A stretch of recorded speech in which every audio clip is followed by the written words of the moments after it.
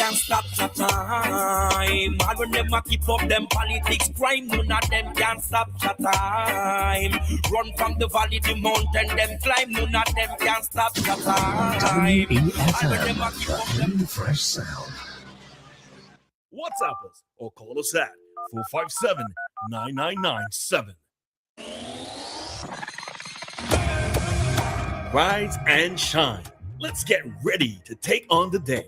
Activated Mornings on WEFM 99.9 is on now.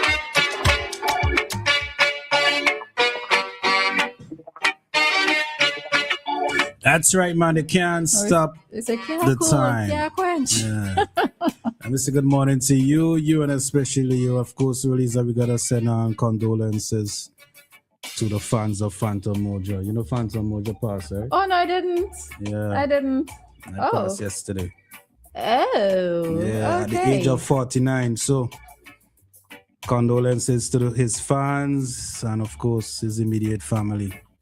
Yeah, that's why I played two Phantom Moja. I just thought you was in a reggae mood. I mean, you're the reggae boss, so I figured, you were just feeling to play reggae. Phantom Moja passed yesterday. And at the age of 49? At the age of 49, yeah. Ooh, okay. That's going to take me to Google when I go home. Yeah. All right. Well, I mean, sometimes people wonder what's the point of life, or what's the point of living, and what's the point of existence. But in cases like his, he would no longer be here, but his music lives on. Yeah. So and that is how. Moja has some really, really nice music. Yeah. The one that played a while ago, Them Can't Stop the Time. That's a really, really nice one. Yeah. All right. We're not having that conversation again today. No. About death and living and all that stuff. All right. So let's say good morning to Nicole. She is with us this morning. Morning. Good morning, Roleza and DJ Maka. Good morning, Nicole. Welcome back. Thank you. And how are you all? I hope all you miss me like I miss you all. I missed you all. And good morning, St. Vincent and the Grenadines and those listening far and wide. Hello, everybody. And what have you been up to, if you wish to disclose? Oh, gosh. Listen, there was a few things. One of them was work, and the other one was a little bit of play inside of work. So vacation. It was a little bit of that inside of the work. So I was able to meet Garifuna people, which was amazing. You went to Belize?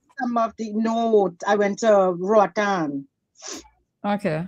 To Honduras. And it was lovely to go to Punta Gorda and to meet some of the Garifuna women. And so I really enjoyed having those conversations as well, tasting the food, getting a little bit of the culture, doing some of the dance.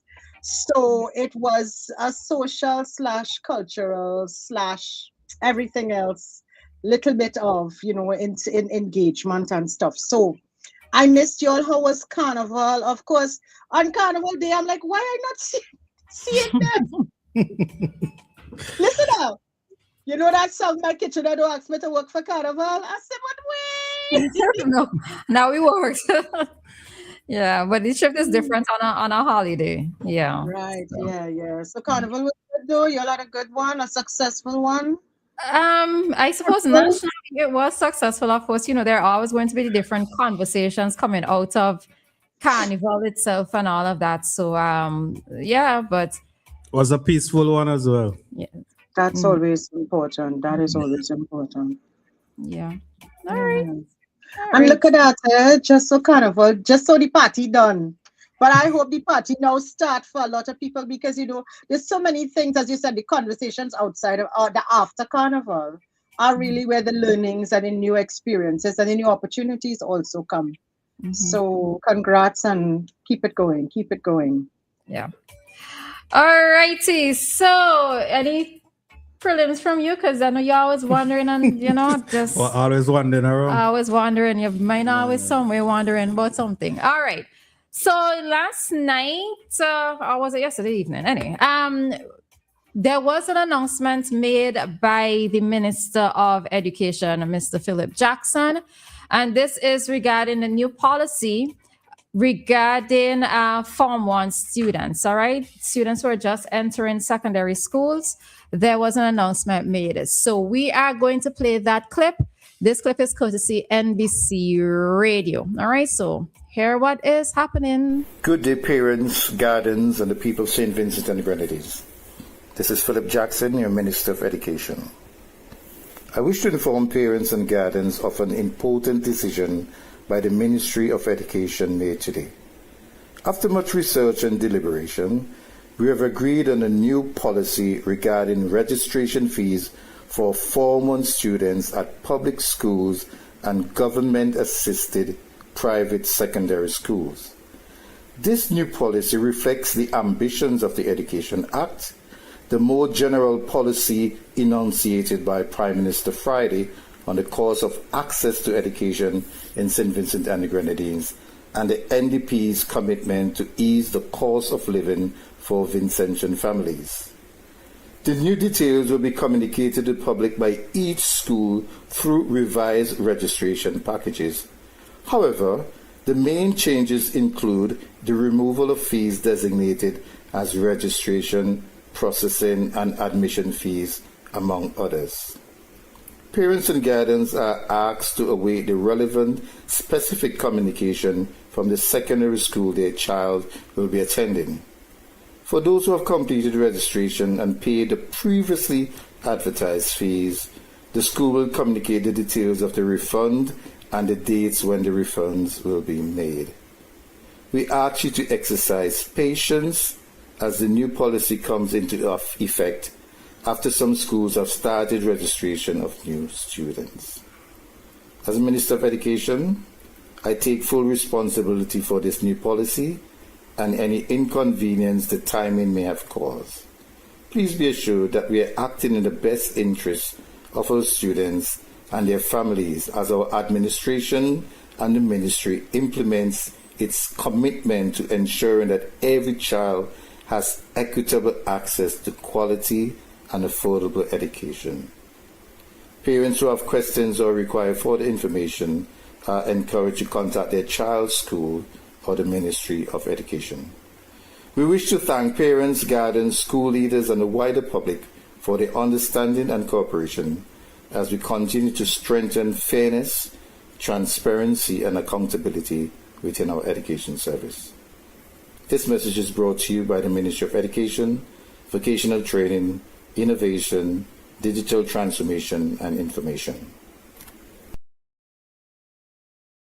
All right, so that was a message there from Minister of Education, Mr. Philip Jackson, in saying that there is a removal of registration fees for children entering secondary school. I think this is a very, very, very good move. I know a lot of parents will be happy, to keep that little money in the pocket. Mm-hmm. Yeah, so very good move. Yeah, so I also do commend the government for this move because, I was a little bit out of the loop in terms of how much money it takes to register a child. So I just did a very quick check on social media yesterday for some of the schools who have their registration information posted, and the ballpark figure for most schools was around 300 and something, right? So it's like 330, 335, 310, 340, and so forth, right? One school with the additional or optional fees, it could have gotten as much as 5 something, right? For one school in particular. And for many of these schools, what the registration fee included was like exercise books, ties, game shirts, sports stuff, food and nutrition, or, whatever other activities or other offerings these schools tend to have, right? One school has PTA dues included in it. One is music and art supplies. The boat loan scheme was included in this one of the schools that I'm looking at, but for some schools it was optional, right? So the ballpark figure for most schools was at least around $300. And it's one of the things that the government was always saying, and you just said it, and I don't even know if you were conscious of what you said, but one of the things that they campaigned on was putting money back into the pockets of the citizens, right? And for many of the parents, this is going to be a welcomed activity, something that is welcomed by them, because they're going to at least be able to save this at least a $300, which could go towards something else, yeah. right? Because to send your child to school ain't cheap, right? So this is a welcome move. Although I suppose, as he did say, he takes full responsibility for the late notice of this going on, because registration has already started, and in some cases who already paid, they'll find a way to refund back persons, which is good. Right. So that is good. Although I suppose I am curious about what the dollar figure is going to work out to when the government, I suppose, has to pay the schools for these things. What the dollar figure is going to be, because I don't get the impression that this was something that was necessarily budgeted for, right?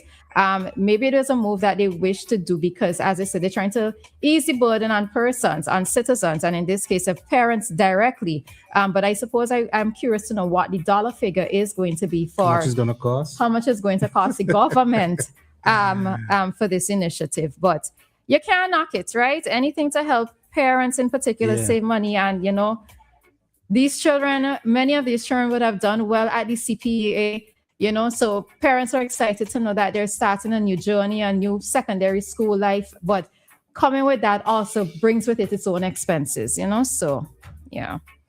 I'm wondering, the money, all this money, the 340, the 310, what the school normally do with these money? Well, they have them there broken down, but it's for the registration, games uniform. So the government's gonna pay the school now. The government, they would have to pay them because things like exercise books, the schools have their crests. Right, they would have their crests on the individual books and so forth. But I kind of had to chuckle, but I chuckled to myself when I saw this, because I know that there are some schools that also try to, with your registration fee, try to do a little, how to phrase this properly, a little fundraising, quote unquote, in a sense, right? Where they're able to, yes, it is going to be to the benefit of the children, the school books and whatever else, but they try to be able to skim a little bit of extra so that they would have funds to operate the school or for whatever other activities. So I'm curious now how they're going to maneuver this with the government. Simple. Just charge the government.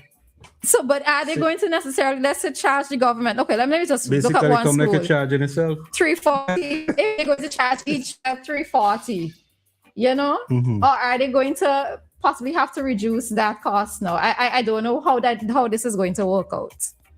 Nicola, I don't know if you wanted to jump in and say anything. Yeah, I wanted to jump in and say exactly that about the fundraising, particularly because some of the schools do look at it as an opportunity to have a supply fund of such. But my question is, you said school games uniforms, or is it like equipment? So like the student doesn't get their own games uniform or their own sporting uniform? So what you would have is like the shirt, and the shirts would have on the school crest. And when I was at high school, we also would get a bag, a games bag, which would also have on the school's crest. That's a resource, because in schools locally, what I know is that the games uniform is on the book list. It's part of the uniform and book list, and so you go externally. There will be suppliers, and you go externally to get that. And then of course the equipment, the sporting equipment, yes, that's in the school. So whether it be balls or bats or what have you, those are the things that will be supplied by the school. But really, a lot of schools look at this as an opportunity to generally raise funds as well. And I don't know what the system is, because I'm hearing you saying the school crest is on the exercise books. Locally, not that I know of, besides maybe like the international schools and the private schools, generally the books, you will go out and buy copy books as we call it, or exercise books.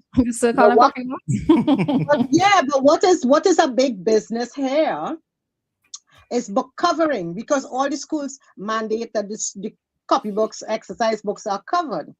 And so a lot of entrepreneurs do book covering, have book covering and book labeling businesses. So and you see them advertising. Parents don't No, come Maka, with Same no, conversation Maka, we had no, yesterday. Maka, no, No, Maka. what that person said to is that they buy the because Mark and I had this conversation yesterday about whether who used to use, well, I used to use plastic and he used to use Plastic, paper bag. Paper, not paper bag, paper. grocery You bag, know, yes, paper. on Right. But paper, yes. what is I know bookstores sell the sleeves. So you just insert the books into the sleeves. But what happens is a lot of schools now are also mandating that the books have to be in paper so that you can write the names and whatever. So there are stores. If you come to Trinidad now, our favorite place, So Roleza, our Nicole, favorite place. so Nicole, are you saying that person do it as for business, as It's a business? business. It's a business. I'll send you some pictures in our group chat. I'll send you some pictures. Because and that's the thing, Roleza, in our favorite place, Tunapuna. There are stores along the main road in Tunapuna that you can go and get covered copybooks of all the different all the different line dimensions. So the double line, the single line, the checkered pattern. You can actually go and get your books covered. They actually those shops, they actually have the covered copybooks in one section, and you could just go pick up a 12-pack, or they have the regular copybooks and the paper. So you have the option. Okay. So what I do, and so what I do every year, because I mean, I just love to support anybody who's now going back into the back to school experience. So every year, what I do is I buy like about 10 dozen of those covered copybooks, and I drop them off to teachers that I know, so that they can have it in the classroom if the student needs an extra copybook. Okay.